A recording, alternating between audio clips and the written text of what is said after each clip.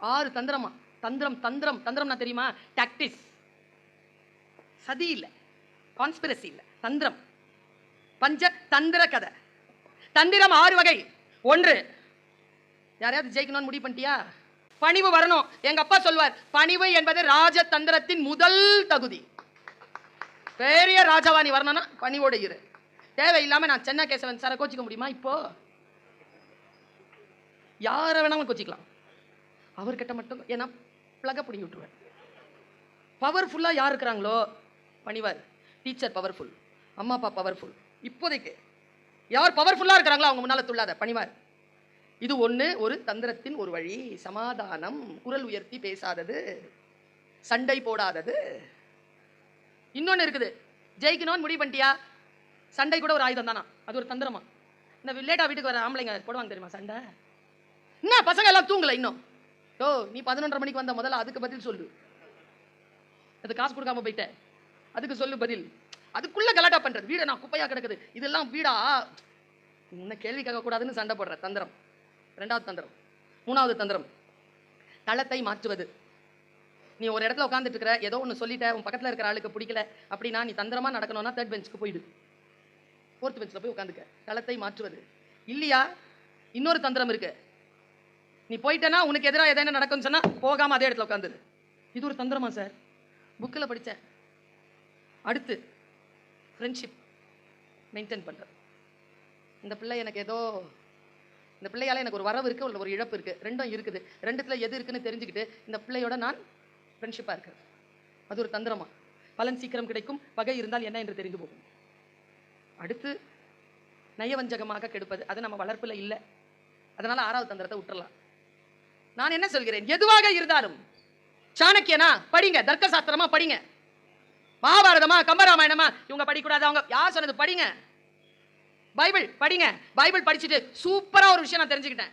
அது உண்மையிலேயே ஒரு மிக முக்கியமான நூலுங்க, நம்ம வாசிக்க வேண்டிய ஒரு நூல். நாம அவங்க மத போதகர்களை பார்த்து நம் புத்தகத்தை குறை சொல்லுவோம். குரான் படிச்சிருங்க. படி. என்ன இப்போ உனக்கு படிக்கிறதுல என்ன பிரச்சனை? படிக்க தெரியும்ல, படி. உனக்கு தெரிஞ்சிரும்ல, படிச்சனா என்ன தப்பு? இப்போ சமஸ்கிருதத்துல அரபிலையோ ஏதோ துண்டு சிட்டு கீழே எழுதி போட்டுருக்குது, காலில் மிதிச்சுட்ட, என்ன பண்ணுவ? என்ன பண்ணுவ? என்னப்பா பண்ணுவ? எடுத்து, அது ஒரு கெட்ட வார்த்தை, படிச்சா தானே தெரியும் அது என்னன்னு, புரிஞ்சுக்கிட்டா தானே தெரியும் என்னன்னு. இந்த தந்திரத்தை எப்பொழுது மீள்வோம் நாம்? உள்ளவனுக்கு தரப்படும், இல்லாதவனிடமிருந்து இருப்பதும் எடுத்துக்கொள்ளப்படும் ஒரு ஸ்டேட்மெண்ட் படிக்கிறேன் நான் பைபிள்ல. பதறுது எனக்கு. What is this? உள்ளவனுக்கு எப்படி கொடுப்ப நீ? இல்லாதவன் கிட்ட எப்படி எடுப்ப நீ? உள்ள படிச்சு பார்த்தா மிரண்டு போனங்க. சூப்பருங்க. அது கேசவன் சார் ஒரு ஒரு ஒரு முதலாளி இருந்தாரா, அவர் ஆட்சி செய்கிறவர், ஆண்டவர். அவர் நேரா சொல்றார், ஒருத்தனை கூப்பிட்டாராம், இங்க பாரு 3 மாசம் நான் வரதுக்கு, இந்தா 4 காசு வச்சுக்கோ, என்ன வேணுமோ செய், நான் வரும்போது கணக்கு கேட்பேன். 2வது அளவுக்கு, இந்தா ஊருக்கு போறேன் 3 மாசம் ஆகிறேன், இந்த 2 ரூபா வச்சுக்கோ, 2 காசு. 3வது நம்மள மாதிரி வரேன், இங்க வா வா, ஏஸ் ஆண்டவரே, இந்த 1 ரூபா வச்சுக்கோ, உருப்படியா ஏதாவது செய், வந்து கணக்கு கேட்பேன். போயிட்டாரா? 3 மாசம் கழிச்சு திரும்பி வராருங்க. இதாங்க உள்ளவனுக்கு தரப்படும், இல்லாதவனிடமிருந்து இருப்பதும் எடுத்துக்கொள்ளப்படும். வந்தார், இந்த 4 காசு கொடுத்தவனை கூப்பிட்டார். என்னப்பா என்ன செஞ்ச? சார் இந்த 4 காசை இந்த இடத்துல நான் இன்வெஸ்ட் பண்ணேன் சார், இது இப்படி ஆச்சு சார், இது இப்படி பண்ணிட்டேன், 8 காசு ஆச்சு சார், இந்தாங்க சார். அவர் அந்த 8 காசை பார்த்து, சிறியதாக கொடுத்தேன், இரட்டிப்பாக்கி கொடுத்திருக்கிறாய், சகல விஷயங்களுக்கும் உன்னை நான் அதிகாரியாக்குவேன் சொல்லிட்டாரா? 2வது ஆளை கூப்பிட்டாரு. என்னப்பா ஆச்சு? சார் இந்த 2 காசை ஒருத்தங்களுக்கு வியாபாரத்துக்கு கொடுத்தேன் சார், அவங்க வியாபாரம் செஞ்சுட்டு எனக்கு பலனா கொடுத்தாங்க சார், 3 காசு சார். நான் உனக்கு குறைவாக கொடுத்தேன், அதையும் நீ பெருக்கி தந்திருக்கிறாய், உன்னை சகல விஷயங்களுக்கும் உன்னை அதிகாரியாக்குவேன். 3வது நம்மாளு, ஏய் வா, என்ன கணக்கு? என்ன கணக்கு? ஏய் காசு கொடுத்தேனடா, எங்கடா? இந்தா இருங்க வரேன். நேராக போய் புதைச்சி வச்சிருந்தான் அந்த காசை எட்டுன்னு வந்து, இந்தாயா உன் காசு. சொல்லும் போது என்ன செஞ்சு சொல்லி கொடுத்த நீ? வந்து கணக்கு கேட்பேன்ல, உன் காசு எனக்கு எதுக்கு? இந்தா வச்சுக்க உன் காசை. அப்போ சொன்னார ஆண்டவர், கொடுத்ததை வியாபாரத்தில் போடாமல், உற்பத்திக்கு வழி செய்யாமல், என் மீது கோபம் காரணம் காட்டி நான் துன்புறுத்துவேன் என்கின்ற சோம்பலோடு நீ சோம்பேறித்தனமாக என் மீது குற்றம் சுமத்தி ஒன்றையும் செய்யாமல் இருக்கும் உன்னிடம் இருந்து இருக்கும் அந்த ₹1 பறித்துக் கொள்ளப்படும் கையில வந்து புடுங்கிட்டார். இப்ப புரியுதா? உழைப்பும் நேர்மையும் உயர்வும் கொண்டவர்களுக்கு தரப்படும், அது எல்லாம் இல்லாமல் வம்பு பேசிக் கொண்டிருக்கின்றவர்களிடம் இருப்பதும் எடுத்துக் கொள்ளப்படும் என்று சொல்லுகிறது பைபிள். குடிச்சிட்டு ஒருத்தன் ரோட்ல சாக்கடையில கிடந்து துடிச்சுக்கிட்டு இருக்கான். சரியா? கடை திறக்குது 5 மணிக்கு. அவர் 3, 4, 4:30, 4:45, 4:55 வரைக்கும் அங்க சாக்கடையில விழுந்து கிடக்கிறார். நம்ம பையன் ஒருத்தன் 5 மணிக்கு ஒரு சின்ன டோரை திறந்து வச்சிருக்கிற அந்த சாராய கம்பெனிக்கு போறான் சாராயம் வாங்குறது. 10 மணினா ஸ்கூல் திறந்துரும்ட்டு. போனவன் ஸ்டூடெண்ட்டா, காவலாளியா, டீச்சரான்னு நான் சொல்லலை. சரியா? போனான். சாக்கடையில் விழுந்து கிடந்தால அவன் சொன்னான், ஏய் குடிக்காதரா போடானா. சாராயம் வாங்க வந்தவன் சொன்னான், குடிச்சிட்டு சாக்கடையில் கிடக்கிற நாய் நீ எனக்கு அட்வைஸ் பண்றியா? அப்பா அவன் சொன்னான், என்னை விட யாரா குடிக்காதேன்னு சொல்றதுக்கு அட்வைஸ் பண்றதுக்கு தகுதியானவர்கள். ஒன்றை புரிந்து கொள்வதற்கான சூழல் அமைகின்ற பொழுது நான் சிலாகித்துக் கொள்கிறேன். எனக்குள் ஒரு தேன் துளி விழுகிறது. ஒன்று புரிகின்ற பொழுது ஒரு தேன் துளி விழுகிறது. நான் ஒரு ஆச்சரியமான செய்தியை சொல்லுவேன். இப்போ கால்பந்து போட்டிங்க, உலக கால்பந்து போட்டி இன்றிலிருந்து 20 வருஷம் இருக்கும். ஜாக்சன் இறந்து எவ்வளவு நாள் இருக்கும்? 20 years இருக்கும். மைக்கேல் ஜாக்சன் அவர் தான் ஒரு ட்ரிங்கிங் சாஃப்ட் ட்ரிங்க்கு அவர் தான் அம்பாசிடர். உலக கோப்பை, கால்பந்து கோப்பை அனௌன்ஸ் பண்ணிட்டாங்க. கோடி கோடி கோடி ரூபாயை கொட்டுது உலகம். திடீர்னு அறிவிப்பு, ஜாக்சன் இறந்து போனார். ஸ்தம்பிக்குது உலகம். கால்பந்து போட்டி ஸ்தம்பிக்குது. உலக கோப்பை முடிவு பண்ணி என்ன பண்றாங்க, அந்த கான்ட்ராக்டை இன்னொரு கம்பெனி கொடுக்குறாங்க. அதுவும் அதனுடைய காம்படிஷன் கம்பெனி. நான் பேர் சொல்ல விரும்பல. 2 கம்பெனி, ரெண்டுமே உடல் நலத்துக்கு கேடு. ஆனா கோடி கோடி ரூபாய் உள்ள விளையாடிட்டு இருக்கு. ஒரு கம்பெனி போயிடுச்சு, இன்னொரு கம்பெனி வந்தது. சிஇஓ கிட்ட ஒருத்தர் பேட்டி கேட்கிறார், நல்ல கவனம் குழந்தைகளை, ஒரு இறகு வரப்போகிறது உங்களுக்கு. இட்ஸ் குட்ல, இட்ஸ் வெரி குட். அவன் கேட்கிறவன் சொல்றான், it's very good for you, ரொம்ப நல்லது நடந்திருக்கு உங்க லைஃப்ல. அவள் என்ன அப்படின்னு பார்த்தா, உங்க காம்படிஷன் சொல்லிட்டு அந்த பேரை சொல்லி அவர்கள் விலகிவிட்டார்கள். நீங்க தான் இப்போ கிங். அந்த சிஓ சொன்ன பதிலை எழுதி வச்சுக்கோங்க குழந்தைகள். நீங்க எந்த மாதிரி எழுதி வைக்கிறீங்கன்னு தெரியாது. அது என் துறைக்கு நான் எழுதி வைத்துக் கொண்டேன். அவரவர்கள் துறைக்கு எழுதி வைத்துக் கொள்ளுங்கள். எந்த துறையை சார்ந்தவர்களாக இருந்தாலும் எழுதி வைத்துக் கொள்ளுங்கள். அவர் சொன்னார், யார் சொன்னது அந்த கம்பெனி எங்க கம்பெனிக்கு காம்படிஷன்? பின்ன உங்களுக்கு எது காம்படிஷன்? உங்களுக்கு காம்படிஷனே கிடையாதா? இருக்கே. எங்களுக்கு காம்படிஷன் இல்லாம இருக்குமா? இருக்கே. ஏம்பா, உலகத்திலேயே அந்த 2 சாஃப்ட் ட்ரிங்க் தான். அதுக்கு அப்புறமா வேற எதுவுமே அவ்வளவு தூரம் வரவே இல்லை. அந்த ஐயா வந்து அடிச்சு சொல்லுது, இது வந்து எங்க காம்படிஷன் அது இல்லைன்னு. அப்போ உன் காம்படிஷன் எது? உனக்கு காம்படிஷன்ல இருக்கு. உன் காம்படிஷன் எது? அவ சொன்னா என் நிலம் நகர்ந்து போனது. அழறதா சிரிக்கிறதான்னு தெரியல எனக்கு. 6 வயசு குழந்தை இன்னைக்கு சேலத்துல வந்து சொல்லுது, நான் உங்க ஃபேன், உங்க பேச்சை கேட்பேன். அழறதா சிரிக்கிறதான்னு தெரியல எனக்கு. ஏன்னா அது எதுல பாக்குது? என்ன அதுல என்ன மட்டுமா பார்க்கும்? அந்த கவலை எனக்கு. என்ன பாக்குதேன்னு சந்தோஷம் அடைகிறவ இல்லையே. நான் டீச்சராச்சே, அம்மாவாச்சே, கவலை தானே படுவேன். 6 வயசுல இருக்கிற உனக்கு எதுக்கு நான் தெரியணும்? உங்க அம்மா அப்பா காட்டுவாங்களா? இல்லை, நானே பார்ப்பேன். கவனம் பெற்றோர்களே, கவனம். அந்த அம்மா சொன்ன பதில், என் காம்படிஷன் ட்ரிங்கிங் வாட்டர். என்ன வன்முறையான ஒரு சொல். when you are thirst, இதான் உங்க காப்பிரைட். இப்ப காப்பிரைட்னா என்னன்னு புரியுதா இல்லையா உங்களுக்கு? தொட்டு தொடரும் ஒரு பட்டு பாரம்பரியம். என்னது?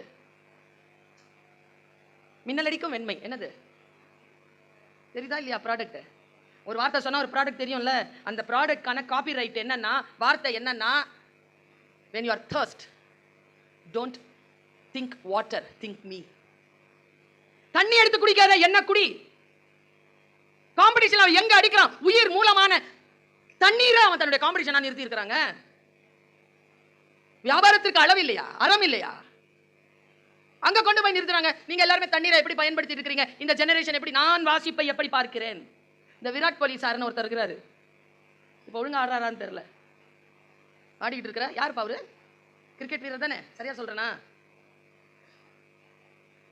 அவர் குடிக்கிற தண்ணி இருக்குல்ல, அந்த தண்ணியினுடைய 1 லிட்டர் விலை, டெய்லி தண்ணி குடிக்கிறோம்ல எல்லாரும், அந்த விராட் கோலி குடிக்கிற தண்ணீரின் விலை இது நான் பத்திரிகையில் வாசித்தது, தினசரி பத்திரிகையில் வாசித்தது. விராட் கோலி குடிக்கின்ற ஸ்ப்ரிங் வாட்டரா, அதுக்கு ஒரு ஒரு பேர் சொல்லியிருக்கு. அந்த பேரை நான் மரியாதை கருதி சொல்லலை. அந்த ஸ்ப்ரிங் வாட்டர் சார் யோசிக்கிறார், வேறு எங்கேயாவது கிடைக்குமா? இந்த ஊரில் எங்கே கிடைக்கும்?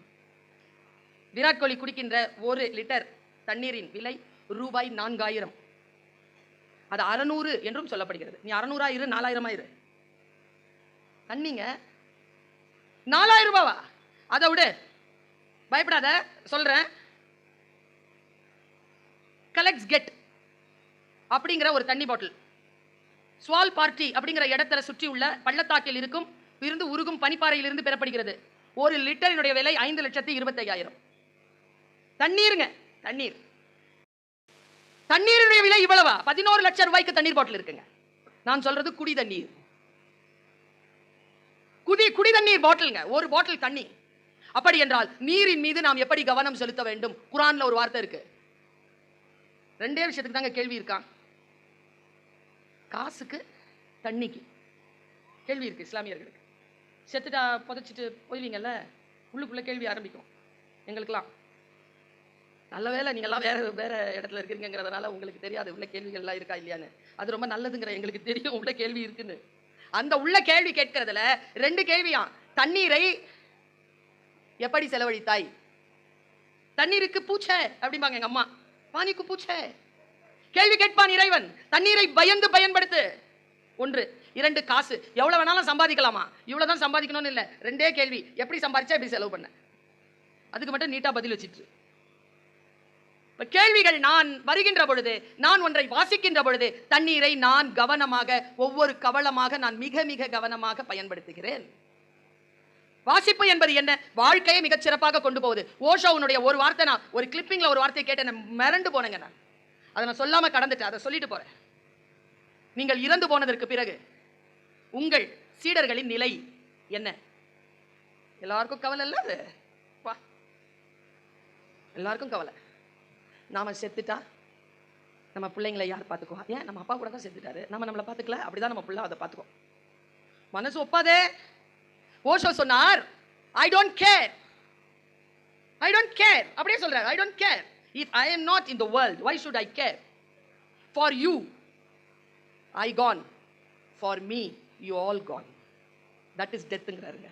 வீட்டில் போய் யோசிச்சு பாரு.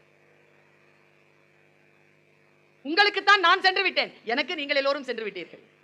அதற்கு பேர் தான் மரணம் என்கிறார் ஓஷோ. இதை விட எனக்கு புரியல, எனக்கு புரிஞ்சிருச்சு, உங்களுக்கு புரிஞ்சுதுனான்னு தெரியல. ஏனென்றால் அவரே சொல்கிறார், சொல்தான் எனது, பொருள் உனது. நீ புரிஞ்சுக்கிற பொருளுக்கும் நான் சொல்ற சொல்லுக்கும் தொடர்பில்லை. சொற்களை அதன் ஆழத்தில் தொடர்பு கொண்டு புரிந்து கொள்வது நம்மில் எத்தனை பேர் செய்கிறோம்? இப்ப நேற்று ஏதோ அரசியல் சூழ்நிலை மாறிக்கிட்டே இருக்கு தமிழ்நாட்டில். தொடர்ந்து எனக்கு சில ரீல்ஸ் வந்துகிட்டே இருந்தது. அதுல யாரோ ஒரு பெரிய நடிகர் ஒருத்தர் பேசின ஒரு ரீல். பருந்து இருக்குல்லங்கம்மா, பருந்து தெரியுமா?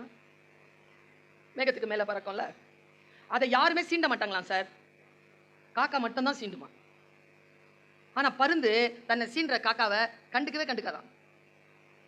நம்ம ஒரு விஷயத்த மனசுல கொள்வோமா? யாருக்கிட்ட சண்டை போடுறங்கிறதுல கவனமா இரு. காக்காங்களோட சண்டை போடாத, ஏன்னா நீ பருந்து. நீ பறக்குதா, காக்கா சண்டை போடுமா, அது மேல பறக்குமா, மறுபடியும் சண்டை போடுமா, அதுக்கு மேல பறக்குமா, வந்து கொத்துமா, அதுக்கு மேல பறந்து பறந்து பறந்து எங்க போகும்னா காக்காவால பறக்கவே முடியாத அளவுக்கு போயிடும். ஏன்னு அந்த நடிகர் சொல்லல, நான் டீச்சர், நான் சொல்றேன். ஏன் பருந்துகள் காக்கங்களுடன் சண்டை போட்டுக் கொள்வதில்லை என்றால், அடுத்த நாள் காலை பத்திரிகையில் வரும், பருந்தும் காக்கையும் சண்டை போட்டுக் கொண்டன. அதை பருந்து ஒருபோதும் விரும்புவதில்லை. நாசம் வந்துட்ட காலை நல்லதோ ஒரு பகையை பெற்றேன். கம்பராமாயணம். என்னையே நோக்கியா நீ நெடும் பகை தேடிக்கொண்டேன். ராவணன் வாக்கு. அப்படி இருக்கணும். சின்ன சின்ன விஷயத்துக்கெல்லாம் முறுக்கு முறுக்கு முறுக்கு முறுக்குன்ட்டு நீங்க வீட்டில் போய் டைரியில் இந்த வார்த்தையை எழுதி வைத்துக் கொள்ளுங்கள். கோபம் என்பது யாரோ ஒருவன் செய்த தவறுக்கு நமக்கு நாமே கொடுத்து கொள்ளும் தண்டனை. எனக்கு யாராவது தப்பு பண்ணாங்கன்னா எங்க தப்பு நடந்துச்சுன்னு பார்ப்பேனே தவிர கோபப்பட மாட்டேன். அதை மாற்றி வச்சிருவேன், அந்த பிளாக்ஸை மட்டும் மாற்றி வச்சிருவேன். சில பேர் கோவத்தில் உளரும், யாராவது என் முன்னால் கோவத்தில் வாங்கலை, எனக்கு சிரிப்பாக வரும், சிரிச்சிருவேன். நான் சிரிக்கிறதா நான் உங்களுக்கு தெரியாது, மனசுக்குள்ளேயே சிரிச்சிருவேன். சில பேர் உளருவாங்க, பார்த்திருக்கியா? நான் செத்தாலும் வாசப்படியை மிதிக்க மாட்டேன். நீ தான் செத்துருவிய. நான் செத்தாலும் உன் மூஞ்சில முடிக்கும். Thank you so much. நல்லா இருக்காது.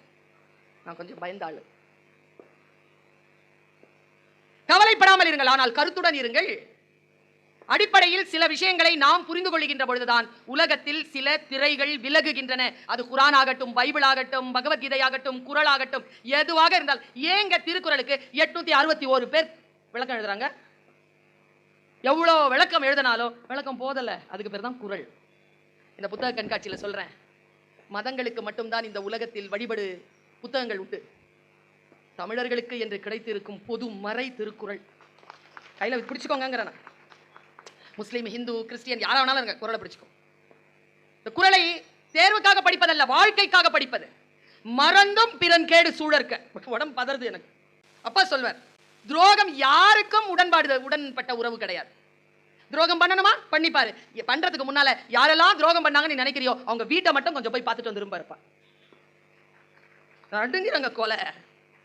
வள்ளுவன் சொல்லுகிறான், மறந்தும் பிறன் கேடு சூழற்க, சூழின் அறம் சூழும் சூழ்ந்தவர் கேடு. வா, யார கெட்டு போகணும்னு நினைச்சிடாத. நினைச்சேன்னு வச்சுக்க, நீ கெட்டு போறதுக்கு பாவம் வந்து துணை நிற்காது, அறம் வந்து துணை நிற்கும் என்று சொல்லுகிறார் வள்ளுவர் பெருந்தகை. வாசிக்கின்ற பொழுது ஒரு கருத்து விழுகிறது எனக்கு. நான் வளர வேண்டும் என்பதில் உறுதியாக இருக்கிறேனே தவிர யாரும் தாழ்ந்து விட வேண்டும் என்று வினாடி கூட நான் நினைப்பதில்லை. என் வளர்ச்சிக்கு அது மிக முக்கியமான அடிப்படை காரணம். பேசுகிறாயா? பேசு, மிக சிறப்பாக பேசு. இந்த தமிழ்நாட்டில் மினிமம் குறைந்தபட்சம் 2000 மேடைகள் இதோ இப்போ போய்கிட்டு இருக்கு. 2000 மேடைகளை நானே பேசிட முடியுமா? 1999 பேர் நல்லா பேசினா தானே இந்த மக்களுக்கு நம்பிக்கை வரும். மேடையில போட்டா பேசினா அவங்க பேச்சு கேட்கலான்னு. 1999 பேர் பேசு. என் துறை வாழ வேண்டும் என்றால் நல்ல பேச்சாளர்கள் வர வேண்டும் என்கின்ற கருத்தில் உறுதியாக இருப்பவள் நான். ஒன்றை எப்படி பார்ப்பது, ஒன்றை எப்படி மறுப்பது, தவிர்ப்பது என்பதனை புரிந்து கொள்ளுங்கள். நான் சாதாரணமாகத்தான் வாசிக்கிறேன். ஒன்றை வாசிக்கின்ற பொழுது என் வானம் விரிவடைகிறது. நான் சிட்டுக்குருவி போல் உணர்ந்த நான் இப்பொழுது வாசிக்க வாசிக்க நான் சிட்டுக்குருவி இல்லை, நான் ராஜாளி என்பதனை புரிந்து கொண்டு என் சிறகுகள் விரிந்து கிடக்கின்றன. நான் பூட்டப்பட்ட ஒரு மிகப்பெரிய சிறையில் தான் இருந்தேன். இந்த உலகத்திலே இருக்கிற எல்லா மிருகங்களிலும் சிறுத்தை மட்டும் சிறையில் இருக்காதுங்க. அதுக்கு சிறையில் இருக்கிறது பிடிக்காதுங்க. நீங்க எந்த மிருகத்தை பாருங்க, சிங்கம், யானை, புலி எல்லாத்தையும் உள்ள போட்டு மூடி வச்சிருப்பாங்க. சிறுத்தையை மட்டும் குண்டுல போட முடியாது. போட்டா என்ன ஆகும் தெரியுமா? அதுவும் சொல்லிடுறேன், அது எலி ஆயிடும், சைலண்ட் ஆயிடும், சாப்பிடாது, கத்தாது, ஓடாது. அதுக்கு சுதந்திரம் ரொம்ப பிடிக்கும். அதனால் தான் பாவேந்தர் எழுதினார், பூட்டிய இருப்பு கூட்டின் கதவு திறக்கப்பட்டது, சிறுத்தையை வெளியில் வா. எலி என உன்னை இகழ்ந்தவர் நடுங்கிட புலி என செயல் செய்ய புறப்படு. நம்பினை இருளினை விளக்க செம்புட்பறவையை சிறகை விரி எழு பற. நான் சிறகை விரித்து பறந்து பார்த்தேன். வானம் இன்னும் இன்னும் கடப்பதற்கான வழிமுறைகளை தந்து கொண்டே இருக்கிறது. இந்த சிறகு வாசிப்பு என்கின்ற இறகுகளால் ஆனது. வேற எந்த அனுபவம் எனக்கு இல்லை. வாசிப்பு தவிர வாசிப்பை எடுத்துக்கொண்டு வாழ்க்கைக்கு அப்ளை செய்கிறேன். எனக்கு அப்படியே இரட்டிப்பான பலன் கிடைக்கிறது. என் பிள்ளைகளே, இளைய சமுதாயமே, என் தமிழ் உறவுகளே, இதோ இந்த புத்தக கண்காட்சி உங்கள் வாசல் தேடி வந்திருக்கிறது. உங்கள் வாழ்க்கையில் நீங்கள் சேமித்த பணத்தை இங்கே நீங்கள் போட்டீர்கள் என்றால் காலையில் எங்கள் அமைச்சர் சொன்னது போல அது செலவு அல்ல, உங்கள் வாழ்க்கையின் முதலீடாக அது மாறும். உங்கள் சிறகுகளில் இறகுகளை இணைத்துக் கொள்ளுங்கள். மீண்டும் சந்திப்போம். நன்றி.